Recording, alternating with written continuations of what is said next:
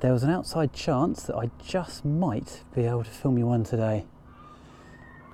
And unfortunately, I've filled up my whole camera with Kingfisher footage. I've run out of storage space, so that's the bad bit. But the good bit is, it means I've got some time to try a live broadcast for you. And you are looking at now a Kingfisher live in Ramsgate Harbour. It's perched up on an old beam, metal beam, by a petrol filling barge. We've got a black-headed gull in its winter plumage just in front of us. And I'm just going to take the doubler off, the piece of glass that really helps me zoom in, and you can see the location of the bird. That is Ramsgate Harbour Dock. Most unusual sight. We think of kingfishers along our rivers and freshwater lakes, and yet here is one living in Ramsgate Harbour. So, just going to rest the camera up there, get rid of the shake. This is all completely live.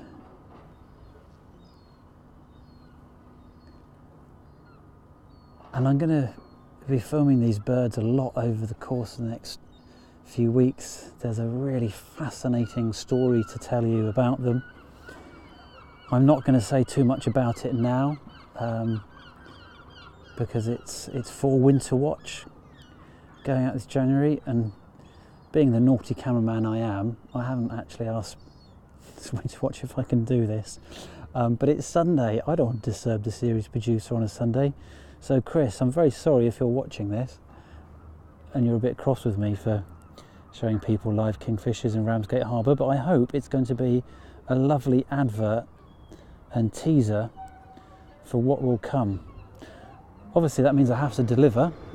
You can hear I am actually in a very busy working port. The compressor started next to me. And there's all sorts of boats whizzing around, lots of people. And then there is, very patiently sat there, this lovely kingfisher. I'm going to put the doubler on again. It means we lose light, but we do get closer to the bird. We lose light and it gets what I'd call a little bit mushy, the image. But there we go. It's something that we did hope we'd get earlier.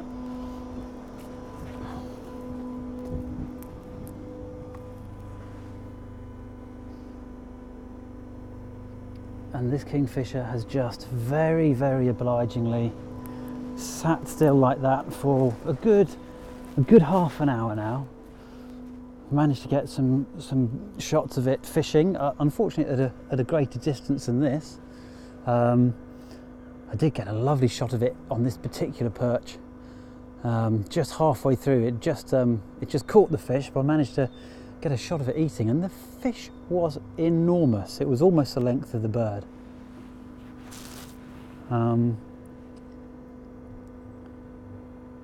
And whilst they're living here in the harbour, it's not just fish they're also taking prawns, even known to have taken small crabs.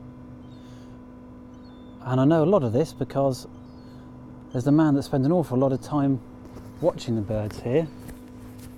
His name's Keith Ross, and Keith is actually with me now. So Keith, you spent a long time with these birds, and you're helping me here today. How lucky are we to be getting such extended views of this bird right now? Oh, it's been fantastic. I mean, that's almost been all from what, 7 in the morning till what time is it now? I don't know. 2:30. Yeah. It's a long time with a kingfisher. It is. Most people get a glimpse of it for a few seconds, and we've had basically the whole day. And it's not just one bird, is it? No, but we're going to keep that one under wraps. Okay. Otherwise, Springwatch might get really cross with me for giving away too much of the story. But it's fascinating stuff for us to be watching. I know I'm used to filming them in hides, sat on a riverbank. You set up a perch. This is very, very different here. You can't get that sort of imagery or that sort of shots came. It's a much harder environment to work in and you've been filming them here for a long time now. Yeah, I mean, to get a close-up shot of a bird without a hide is very, very difficult, and certainly not when you've got a really, really heavy tripod and a big camera. That is a nightmare situation. You are able to sneak up to them if you're very, very lucky, but you've got to be really flexible and have a lightweight camera and a lightweight tripod to be able to sort of change on the fly to try and get close. And even that it's a rare thing that you can get there without disturbing the birds, and that's what you want to do. So a lot of it will be shots that are quite distant by comparison to what you'd get in a hide. But the joy of not being stuck in the hide is actually once the birds have flown off, you walk along these harbour arms here and just using binoculars can scan around and just try and pick them up again, rather than having to sit in the hide and wait for another hour hoping it might come back and use the perch. Yeah, it's much better being out and being able to walk around and have a look and see where you think it might be. It might be useful for people to know that I'm doing a guided bird walk around the harbour, specifically looking for the kingfishers. So if you maybe get in touch with Ramsgate Birds on Twitter, then I can maybe arrange for you to see this live. not through a YouTube channel, but actually in the flesh. A little plug there, Richard. Absolutely, bit of shameless advertising there. I should say other kingfisher walks are available, although I'm not entirely sure they are, but probably somewhere in the UK I'm sure they are. Right, well I'm going to leave it at that for now. It's say there's more to come with this story, but there we go. It's a kingfisher, absolutely live. Ramsgate Harbour, just settle down. I think probably it's had a very busy day fishing, and it really does need a break. We've seen, let's zoom out here, just show you the surroundings. We've seen it catch probably, I think 4 or 5 fish just in the last hour and a half along this bit of harbour wall here.